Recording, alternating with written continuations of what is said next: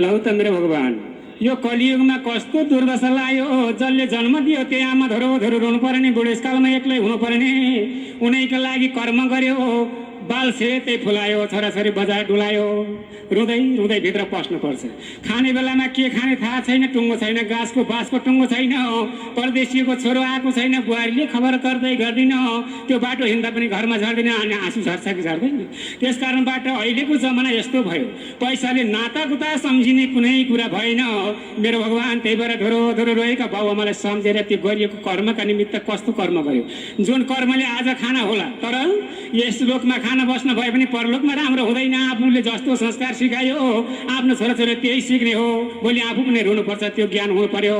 त्यही भएर भनिएको छ, भुल्न हुँदैन सुन, भुल्न हुँदैन, बाउआमालाई छोडी बाहिर डुल्न हुँदैन।